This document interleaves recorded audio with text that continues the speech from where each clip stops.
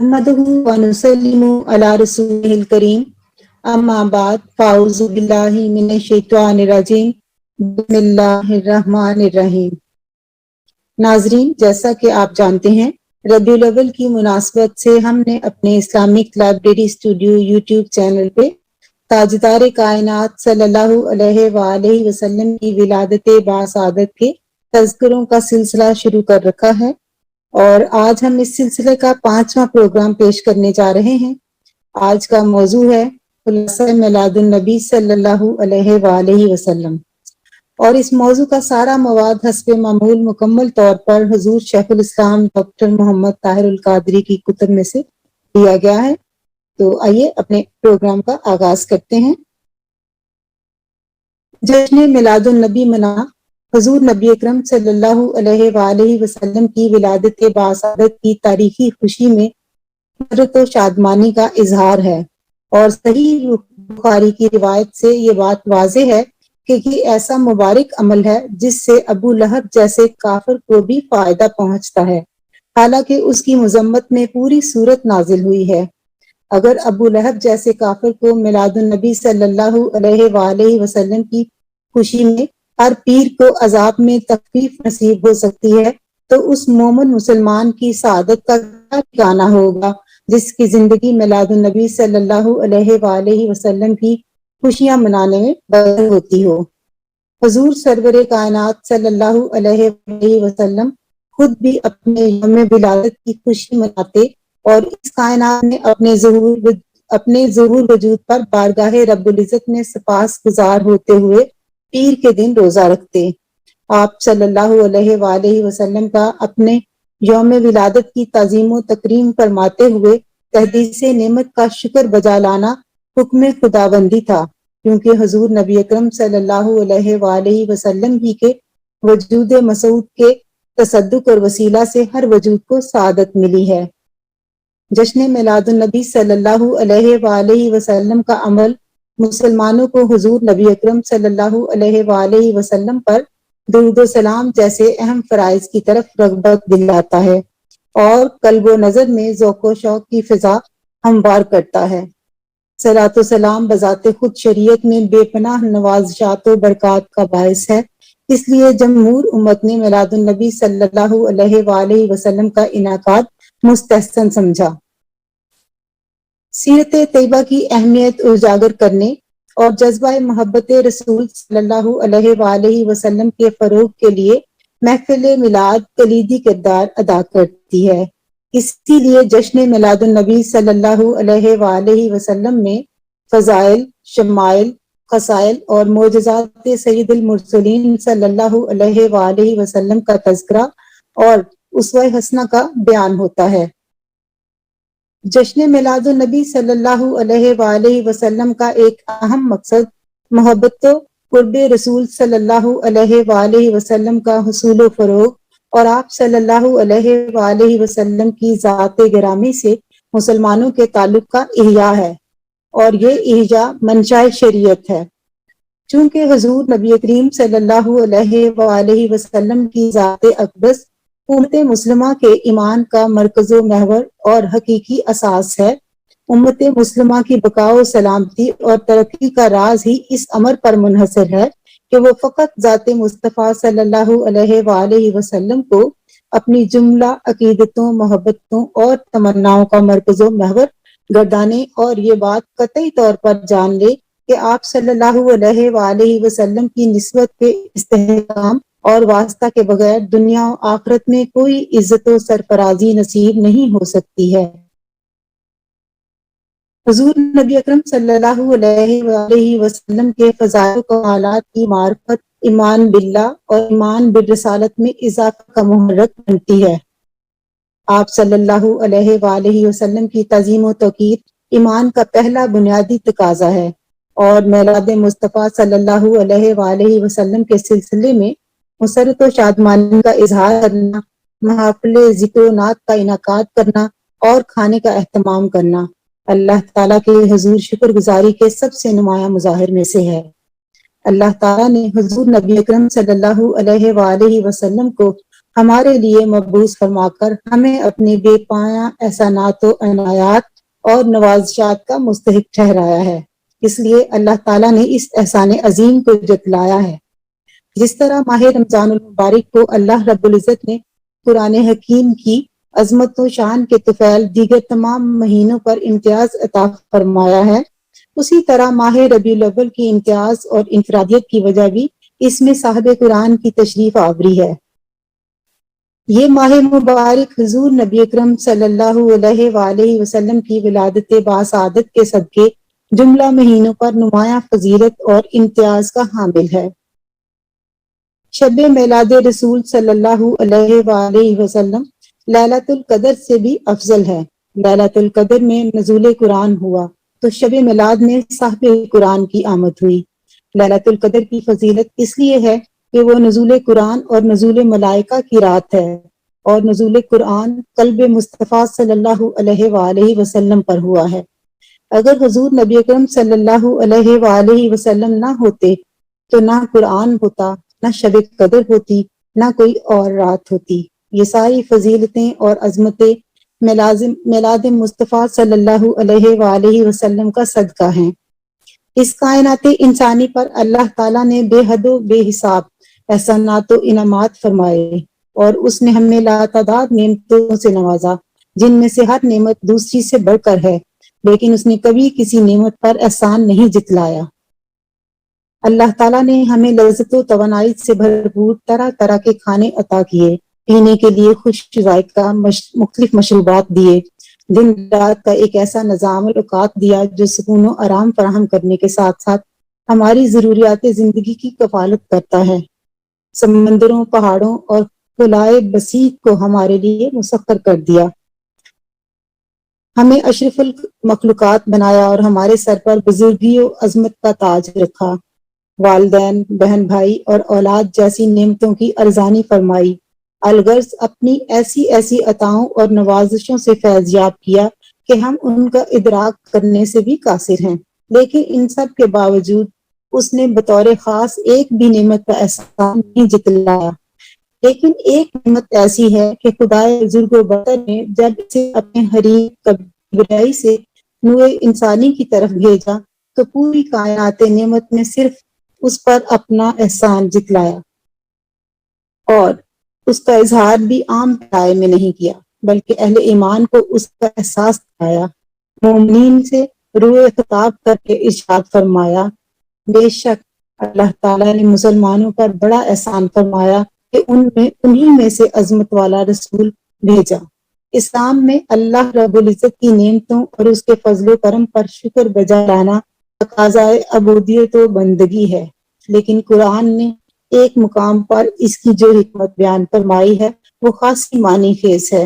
ارشاد فرمایا کہ اگر تم شکر ادا کرو گے تو میں تم پر نعمتوں میں ضرور اضافہ کروں گا، اور اگر تم ناشکری کرو گے تو میرا عذاب یقیناً سخت ہے۔ اس آیاتوں کی روح سے نعمتوں پر شکر بجا لانا مزید نعمتوں کے حصول کا پیش خیمہ بن جاتا ہے۔ پھر نعمتوں پر شکرانہ صرف امت محمدیہ پر ہی واجب نہیں بلکہ پہلی امتوں کو بھی اس کا حکم دیا جاتا رہا۔ سورہ بقرہ کی آیت نمبر 47 میں بنی اسرائیل کو وہ نعمت یاد دلائی گئی جس کی بدولت انہیں عالم پر فضیلت حاصل ہو گئی، اور پھر اس قوم کو فرعونی دور میں ان پر ٹوٹنے والے ہولناک عذاب کی طرف متوجہ کیا گیا، جس سے رہائی ان کے لیے ایک عظیم نعمت کی صورت میں سامنے آئی۔ اس کے بعد فرمایا، اور اے آل یعقوب، اپنی قومی تاریخ کا وہ واقعہ بھی یاد کرو جب ہم نے تمہیں قوم فرعون سے نجات بخشی جو تمہیں انتہائی سخت عذاب دیتے تھے۔ اس قرآنی ارشاد کی روشنی میں غلامی و محکومی کی زندگی سے آزادی بہت بڑی نعمت ہے جس پر شکر بجا لانا آنے والی نسلوں پر واجب ہے۔ اس سے استقلال کرتے ہوئے ہم پر یہ ذمہ داری عائد ہوتی ہے کہ قومی آزادی کو اللہ تعالیٰ کی طرف سے عطا کی ہوئی نعمت غیر مترقبہ سمجھیں اور اس پر شکرانہ ادا کریں۔ مذکورہ بالا آیات کریمہ اس امر پر شاہد ہے کہ نعمت کے شکرانے کے طور پر باقاعدگی کے ساتھ بالاہتمام خوشی و مسرت کا اظہار اس لیے بھی ضروری ہے کہ آئندہ نسلوں کو اس نعمت کی قدر و قیمت اور اہمیت سے آگاہی ہوتی رہے۔ یوں تو انسان سارا سال نعمت الہی پر خدا کی ذات کریمہ کا شکر ادا کرتا رہتا ہے، لیکن جب گردش ایام سے وہ دن دوبارہ آتا ہے جس میں من حیث قوم اس پر اللہ تعالیٰ کا کرم ہوا اور مذکورہ نعمت اس کے شریک حال ہوئی، تو خوشی کی کیفیات خود خود جشن کی صورت اختیار کر لیتی ہیں۔ قرآن مجید میں جا بجا اس کا تذکرہ ہے کہ جب بنی اسرائیل کو فرعونی ظلم و ستم اور اس کی چیرہ دستیوں سے آزادی ملی اور وہ نیل کی طوفانی موجوں سے محفوظ ہو کر وادی سینا میں پہنچے، تو وہاں ان کا سامنا شدید گرمی اور تیز چلچلاتی دھوپ سے ہوا، تو ان پر بادلوں کا سائبان کھڑا کر دیا گیا۔ یہ ایک ایسی نعمت تھی جس کا ذکر اس آیات کریمہ میں کیا گیا ہے۔ اور یاد کرو جب تم فرعون کے غرق ہونے کے بعد شام کو روانہ ہوئے اور وادی تیہ میں سرگرداں پھر رہے تھے، تو ہم نے تم پر بادل کا سایہ کیے رکھا اور ہم نے تم پر من و سلوہ اتارا۔ قرآن مجید میں دیگر مقامات پر خاص خاص نعمتوں کا ذکر کر کے ان ایام کے حوالے سے انہیں یاد رکھنے کا حکم دیا گیا ہے۔ پھر نعمتوں پر خوشی و مسرت کا اظہار کرنا سنت انبیاء علیہ السلام بھی ہے۔ حضرت عیسیٰ علیہ السلام نے جب اپنی قوم کے لیے نعمت مائدہ طلب کی تو اپنے رب کے حضور یوں عرض گزار ہوئے: اے ہمارے رب، ہم پر آسمان سے خوان نعمت نازل فرما دے کہ اس کے اترنے کا دن ہمارے لیے عید یعنی خوشی کا دن ہو جائے، اور ہمارے اگلوں کے لیے بھی اور ہمارے پچھلوں کے لیے بھی، اور وہ خوان تیری طرف سے تیری قدرت کاملہ کی نشانی ہو۔ قرآن مجید نے اس آیہ کریمہ کے ذریعے اپنے نبی کے حوالے سے امت مسلمہ کو یہ تصور دیا ہے کہ جس دن نعمت الہی کا نزول ہو اس دن جشن منانا شکرانہ نعمت کی مستحسن صورت ہے۔ اس آیت سے یہ مفہوم بھی مترشح ہے کہ کسی کے حصول پر خوشی وہی مناتے ہیں جن کے دل میں اپنے نبی کی محبت جاگزی ہوتی ہے اور وہ اس کے اظہار میں نبی کے ساتھ شریک ہوتے ہیں۔ اللہ تعالیٰ کی کسی نعمت پر شکر بجا لانے کا ایک معروف طریقہ یہ بھی ہے کہ انسان حصول نعمت پر خوشی کا اظہار کرنے کے ساتھ اس کا دوسروں کے سامنے ذکر بھی کرتا رہے کہ یہ بھی شکرانہ نعمت کی ایک صورت ہے، اور ایسا کرنا قرآن حکیم کے اس ارشاد سے ثابت ہوتا ہے۔ اور اپنے رب کی نعمتوں کا خوب تذکرہ کریں۔ اس میں پہلے ذکر نعمت کا حکم ہے کہ اللہ تعالیٰ کی عطا کردہ نعمت کو دل و جان سے یاد رکھا جائے اور زبان سے اس کا ذکر کیا جائے، لیکن یہ ذکر کسی اور کے لیے نہیں، فقط اللہ تعالیٰ کے لیے ہو۔ اس کے بعد تحدیث نعمت کا حکم ہے کہ کھلے بند و مخلوق خدا کے سامنے اس کو یوں بیان کیا جائے کہ نعمت کی اہمیت لوگوں پر عیاں ہو جائے۔ یہاں یہ واضح رہے کہ ذکر کا تعلق اللہ تعالیٰ سے اور تحدیث نعمت کا تعلق مخلوق سے ہے، کیونکہ اس کا زیادہ سے زیادہ لوگوں میں چرچا کیا جائے، جیسا کہ قرآن مجید میں ارشاد ہوا: سو تم مجھے یاد کیا کرو، میں تمہیں یاد رکھوں گا، اور میرا شکر ادا کیا کرو اور میری نعمتوں کا انکار نہ کیا کرو۔ یہ آیہ کریمہ جو ہے وہ تلقین کرتی ہے کہ خالی ذکر ہی نہ کرتے رہو، بلکہ اللہ تعالیٰ کی نعمتوں کا ذکر شکرانے کے ساتھ اس انداز میں کرو کہ مخلوق خدا میں اس کا خوب چرچا ہو۔ اس پر مستزاد یہ کہ اظہار تشکر کا ایک طریقہ ہو کہ نعمت پر خوشی کا اظہار جشن اور عید کی صورت میں کیا جائے۔ پہلی امتوں میں بھی جس دن کوئی نعمت انہیں میسر آتی اس دن کو وہ بطور عید مناتی تھی۔ قرآن مجید میں حضرت عیسیٰ علیہ السلام کی اس دعا کا ذکر ہے جس میں وہ بارگاہ الہی میں یوں ملتجی ہوتے ہیں: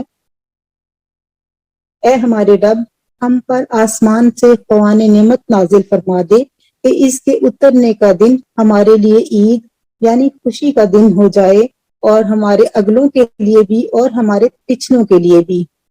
یہاں مائدہ جیسی نعمت پر عید منانے کا ذکر ہے۔ عیسائی لوگ آج تک اتوار کے دن اس نعمت کے حصول پر بطور شکرانہ عید مناتے ہیں۔ یہ ہمارے لیے لمحہ فکریہ ہے کہ کیا نزول مائدہ جیسی نعمت کی ولادت و بعثت محمد مصطفیٰ صلی اللہ علیہ وآلہ وسلم سے کوئی نسبت ہو سکتی ہے؟ اس نعمت عظمیٰ پر تو مائدہ جیسی کروڑوں نعمتیں نثار کی جا سکتی ہیں۔ بخاری اور صحیح مسلم میں حضرت عمر رضی اللہ عنہ کی یہ متفق علیہ روایت موجود ہے کہ جب ایک یہودی نے ان سے پوچھا کہ کیا آپ جس دن آیت الیوم اکملت لکم دینکم نازل ہوئی اس دن کو بطور عید مناتے ہیں؟ اگر ہماری تورات میں ایسی آیت اترتی تو ہم اسے ضرور یوم عید بنا لیتے۔ اس کے جواب میں حضرت عمر رضی اللہ عنہ نے فرمایا، ہم اس دن اور جگہ کو جہاں یہ آیت اتری تھی خوب پہچانتے ہیں۔ یہ آیت یوم حج اور یوم جمعۃ المبارک کو میدان عرفات میں اتری تھی اور ہمارے لیے یہ دونوں دن عید کے دن ہیں۔ اس پر سوال کیا جا سکتا ہے کہ اگر تکمیل دین کی آیت کے نزول کا دن بطور عید منانے کا جواز ہے تو جس دن خود محسن انسانیت صلی اللہ علیہ وآلہ وسلم اس دنیا میں تشریف لائے اسے بطور عید میلاد النبی کیوں نہیں منایا جا سکتا؟ یہی سوال فضیلت یوم جمعہ کے باب میں ارباب فکر و نظر کو غور کرنے کی بھی دعوت دیتا ہے۔ روایات میں یہ بھی مذکور ہے کہ حضور نبی اکرم صلی اللہ علیہ وآلہ وسلم نے اپنے میلاد کی خوشی میں بکرے ذبح کر کے ضیافت کا اہتمام فرمایا۔ حضرت انس رضی اللہ عنہ کی روایت کے مطابق حضور نبی اکرم صلی اللہ علیہ وآلہ وسلم نے بعد از بعثت اپنا عقیقہ کیا۔ اس پر امام سیوطی نے 849 ہجری سے 911 ہجری کا جو دورانیہ ہے کا استدلال ہے کہ حضور نبی اکرم صلی اللہ علیہ وآلہ وسلم کا عقیقہ آپ صلی اللہ علیہ وآلہ وسلم کے دادا حضرت عبد المطلب آپ کی ولادت کے 7 دن بعد کر چکے تھے، اور عقیقہ زندگی میں صرف ایک بار کیا جاتا ہے، اس لیے آپ صلی اللہ علیہ وآلہ وسلم نے یہ ضیافت اپنے میلاد کے لیے دی تھی، عقیقہ کے لیے نہیں۔ کائنات میں حضور صلی اللہ علیہ وآلہ وسلم سے بڑی نعمت الہیہ کا تصور بھی محال ہے۔ اس پر جو غیر معمولی خوشی اور سرور و انبساط کا اظہار کیا گیا ہے، اس کا کچھ اندازہ کتب سیر و تاریخ کے مطالعہ سے ہوتا ہے۔ ان کتابوں میں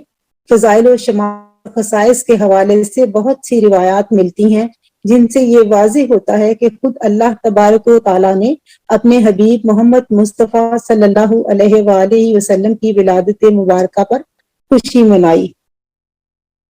روایات کہ ولادت مصطفیٰ صلی اللہ علیہ وآلہ وسلم کا پورا سال نادر الوقوع مظاہر اور محیر العقول واقعات کا سال تھا۔ اس میں اللہ تعالیٰ کی خصوصی رحمتوں کا نزول جاری رہا، یہاں تک کہ وہ سعید ساعتیں جن کا صدیوں سے انتظار تھا، گردش ماہ و سال کی کروٹیں بدلتے بدلتے اس لمحہ منتظر میں سمٹ آئیں جس میں خالق کائنات کے بہترین شاہکار کو منصہ شہود پر بالآخر اپنے سرمدی حسن و جمال کے ساتھ جلوہ گر ہونا تھا۔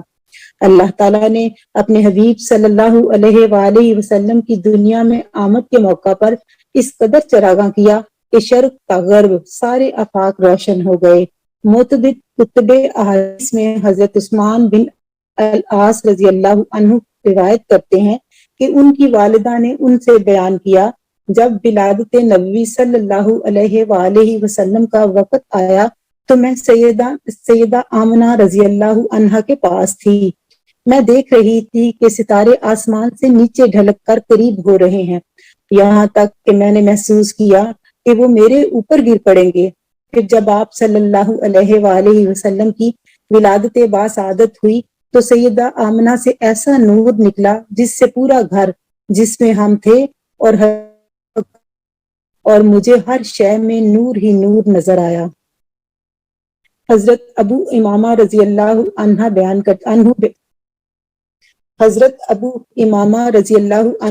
کرتے ہیں کہ انہوں نے بارگاہ رسالت مآب صلی اللہ علیہ وآلہ وسلم میں عرض کیا، یا رسول اللہ، آپ کی نبوت مبارکہ کی شروعات کیسے ہوئی؟ حضور نبی اکرم صلی اللہ علیہ وآلہ وسلم نے فرمایا، میں اپنے باپ ابراہیم کی دعا اور عیسیٰ کی بشارت ہوں، اور میری ولادت کے وقت میری والدہ ماجدہ نے دیکھا کہ ان کے جسم اطہر سے ایک نور نکلا جس سے شام کے محلات روشن ہو گئے۔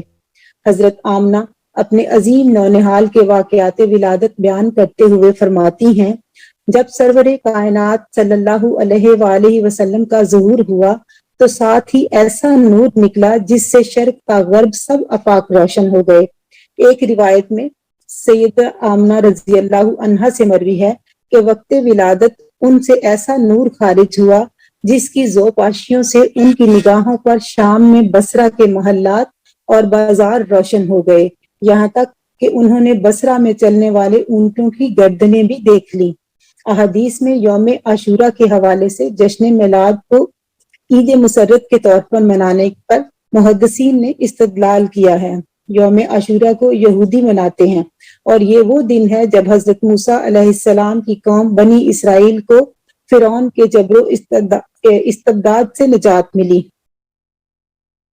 इस तरह ये दिन उनके लिए यौम फतह और आज़ादी का दिन है, जिसमें वो बतौर शुक्राना रोजा रखते हैं और खुशी मनाते हैं। मुत्तफिक अलैह रिवायात में है कि हिजरत के बाद जब हुजूर सल्लल्लाहु अलैहि वसल्लम ने यहूद मदीना का ये अमल देखा तो फरमाया, मूसा पर मेरा हक नबी होने के नाते उनसे ज्यादा है। चुनाचा आप सल्लल्लाहु अलैहि वसल्लम ने आशूरा के दिन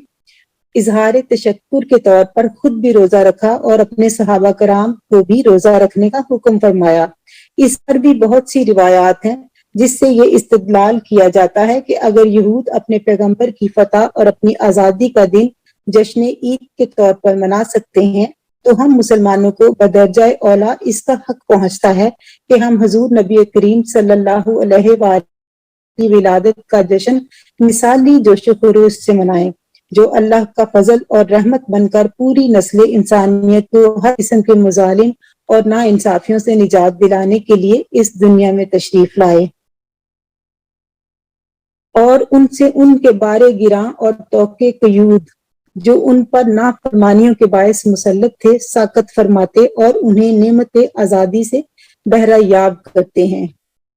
आखिरी बात यह है कि इस कायनात अर्जी में एक मोमन के लिए सबसे बड़ी खुशी इसके सिवा और क्या हो सकती है कि जब हुजूर नबी अकरम सल्लल्लाहु अलैहि वसल्लम का माह विलादत आए तो इसे यूं महसूस होने लगे कि कायनात की सारी खुशियां हीच हैं और इसके सामने मिलाद मुस्तफा सल्लल्लाहु अलैहि वसल्लम की खुशी ही हकीकी खुशी है। जिस तरह पहली उम्मतों पर उससे बदरजह कम पर एहसान और नेमत अता होने की सूरत में वाजिब किया गया था, जबकि उन उम्मतों पर जो नेमत हुई वो आर्जी और वक्ती थी, उसके मुकाबले में जो दायमी और अब्दी नेमत उज़्मा हुजूर नबी करीम सल्लल्लाहु अलैहि वसल्लम के ज़ुहूर कुदसी की सूरत में उम्मत मुस्लिमा पर हुई है, उसका तकाजा ये है कि वो बदरजा अतम सरापाए तशक्कुर इम्तनान बन जाए और इजहार खुशी और मुसर्रत में कोई कसर न उठा रखे। कुरान मजीद ने बड़े बलीग अंदाज से जुमला नुए इंसानी को इस नेमत और फजलो रहमत को याद रखने का हुक्म दिया है जो मोहसिन इंसानियत पैगंबर रहमत हुजूर नबी अकरम सल्लल्लाहु अलैहि वसल्लम की सूरत में उन्हें अता हुई और जिसने उन अंधेरों को चाक कर दिया जो सदियों से शबे तारीख की तरह उन पर मुसल्लत थे और नफरत व बुग़्ज़ की वो दीवारें गिरा दी जो उन्हें कबीलों और गुरोहों में मुनक़सिम किए हुए थी। इरशाद बारी ताला है, और अपने ऊपर की गई अल्लाह की उस नेमत को याद करो जब तुम एक दूसरे के दुश्मन थे तो उसने तुम्हारे दिलों में उल्फत पैदा कर दी और तुम उसकी नेमत के बायस आपस में भाई भाई हो गए। इन टूटे हुए दिलों को फिर से जोड़ना और गुरोहों में बटी हुई इंसानियत को रिश्ता उखुवत व मोहब्बत में परो देना इतना बड़ा वाक़या है जिसकी कोई नज़ीर तारीख के आलम पेश करने से कासिर है। लिहाजा मिलाद मुस्तफा सल्लल्लाहु अलैहि वसल्लम पर खुशी मनाना और शुक्र इलाही बजा लाना उम्मत मुस्लिमा पर सब खुशियों से बढ़कर वाजिब का दर्जा रखता है। नाजरीन, हमारे आज के प्रोग्राम का वक्त खत्म होता है। हम अगले प्रोग्राम में इंशाल्लाह इसी ईद मिलाद नबी सल्लल्लाहु अलैहि वसल्लम का तज़किरा करेंगे अहादीस मुबारका की रोशनी में। तो आप जुड़े रहिए हमारे चैनल के साथ, इंशाल्लाह फिर मुलाकात होती है। अस्सलाम वालेकुम।